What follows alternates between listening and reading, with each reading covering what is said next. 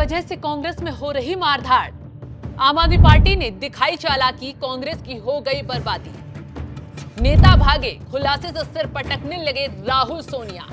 में साहब खरगे जी को लिखा कि आम आदमी पार्टी से जो आपने अलायंस किया है वो अलायंस बिल्कुल गलत है, अनरियलिस्टिक है, अननेचुरल अलायंस है। आप संविधान बचाओ के नाम पे कांग्रेस के सारे कार्यकर्ताओं को बर्बाद कर दिया। नमस्कार, आप देख रहे हैं एनएमएफ न्यूज में आपके साथ शबनम। एक कहावत है, दो दुश्मन कभी दोस्त नहीं हो सकते, और ये बात आम आदमी पार्टी और कांग्रेस के बीच शुरू हुई लड़ाई के बाद सही साबित हो गई है। केजरीवाल से दोस्ती आपके लिए ऐसी काल बनी, एक एक कर तमाम बड़े नेता कांग्रेस छोड़कर भाग रहे हैं। शुरुआत दिल्ली के पूर्व मंत्री राजकुमार चौहान के इस्तीफे से हुई। ये जख्म भरे नहीं कि अरविंदर सिंह लवली ने प्रदेश अध्यक्ष पद से इस्तीफा दे डाला। कांग्रेस में इस कदर बवाल छिड़ा कि अब नसीब सिंह और नीरज बसोया पार्टी छोड़कर भाग गए, और अब खबर है कि राधिका खेड़ा भी कांग्रेस छोड़ने वाली है। इन खबरों को सुनकर सोनिया गांधी के साथ साथ राहुल गांधी भी सिर पटक रहे हैं, क्योंकि कांग्रेस का न सिर्फ चुनावी खेल बिगड़ गया, बल्कि पार्टी मिट्टी में ही मिल गई। ये सब सिर्फ और सिर्फ हुआ है किसकी वजह से? केजरीवाल की वजह से। ये हम नहीं, बल्कि खुद पार्टी से भागने वाले कांग्रेस के बड़े नेता कह रहे हैं। इन लोगों ने पार्टी छोड़ने पर न सिर्फ भयंकर खुलासा कर दिया, बल्कि ऐसी मांग भी कर डाली जिससे जेल में केजरीवाल बिलबिला गए। कांग्रेस छोड़ने वालों ने साफ शब्दों में आलाकमान को चेतावनी देते हुए कहा, वो कांग्रेस में वापसी तभी करेंगे जब केजरीवाल माफी मांगेंगे। अब केजरीवाल से किस बात के लिए माफी की मांग की जा रही है, तो इसके पीछे की कहानी भी बागी नेताओं ने ही बता दी। दरअसल नसीब सिंह और नीरज बसोया ने खड़गे को चिट्ठी लिखी, कांग्रेस और आपके गठबंधन को जिम्मेदार ठहराया। अपनी चिट्ठी में साहब खरगे जी को लिखा कि आम आदमी पार्टी से जो आपने अलायंस किया है वो अलायंस बिल्कुल गलत है, अनरियलिस्टिक है, अननेचुरल अलायंस है। आप संविधान बचाओ के नाम पे कांग्रेस के सारे कार्यकर्ताओं को बर्बाद कर दिया। हमारी पब्लिक में फेस सेविंग नहीं हो पा रही। हमने 10 साल शोर मचा के बोला, मैंने नहीं बोला, अजय माखन जी ने, जितने पीसीसी के प्रेसिडेंट रहे, अनिल चौधरी ने, सुभाष चोपड़ा जी ने, लवली जी ने, जितने भी अब रहे हैं, हम सब ने शोर मचा मचा के बोला, इवन शीला जी ने भी शोर मचा मचा के बोला, ये आदमी चोर है, झूठा है, इसने दुनिया भर के भ्रष्टाचार किए। जो पब्लिसिटी का फंड 12 करोड़ था, इसने 500 करोड़ किया, पब्लिक इंटरेस्ट का मनी था।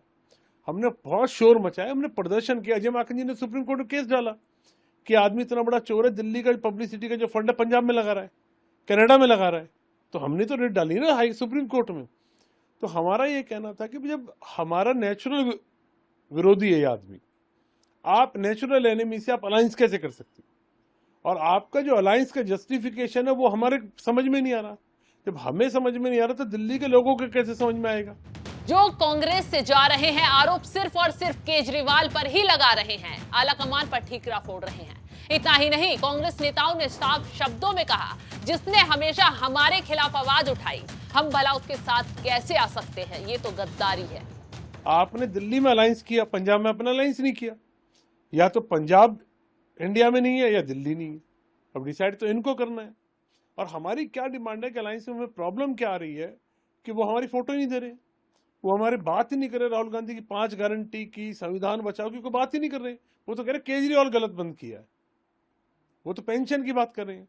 उनके किसी नेता के भाषण में, बाबुल मिश्रा जी के अलावा छोड़ के किसी नेता के भाषण में अगर कहीं गांधी परिवार का, कांग्रेस का जिक्र हो, राहुल गांधी के उसका जिक्र हो, जो आप कहेंगे हम करने के लिए तैयार।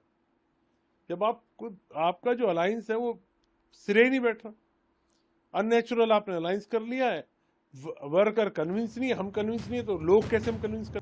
सिर्फ नीरज बसोया ही नहीं, नसीब सिंह ने भी खुलकर कांग्रेस के काले चिट्ठे खोले। कहा, जिस केजरीवाल ने हमेशा शीला दीक्षित को गालियां दी, सोनिया गांधी को जेल भेजने की बात कही, उसके साथ कैसे हम अलायंस कर सकते हैं? जब इस गठबंधन से कांग्रेस कार्यकर्ता ही खुश नहीं है, तो जनता कैसे खुश हो सकती है? कि हम बहुत सारे सीनियर लोग जो है, जो शीला दीक्षित की सरकार में रहे हैं, ऐसे 30-35 XMLA जो है, हम लोग विरोध कर रहे थे इस आम आदमी पार्टी से गठबंधन का। और हम ये कह रहे थे कि जिन लोगों ने हमारे नेताओं के बारे में ऐसी ओछी भाषा का इस्तेमाल किया उस समय, और हम लोगों को बदनाम किया, प्रोपेगेंडा किया कि ये भ्रष्ट हैं, ये इन्होंने हम जेल भेजेंगे। और तो और इन्होंने हमारी नेता सोनिया गांधी को और शीला दीक्षित को जेल में डालकर इंटरोगेट करने की बात की। हमारे नेता स्वर्गीय राजीव गांधी का भारत रत्न छीनने की बात कही। ऐसे लोगों के साथ आज हमारी हाईकमान समझौता गठबंधन कर रहे हैं, और वो गठबंधन भी दिल्ली की 3 सीटों पर, मैं तो समझता हूं दिल्ली की 1 सीट पर गठबंधन किया है हमारी पार्टी ने। जो 2 लोग हैं वो हमारी आइडियोलॉजी के लोग नहीं है, वो कांग्रेस से बाहर के लोग हैं।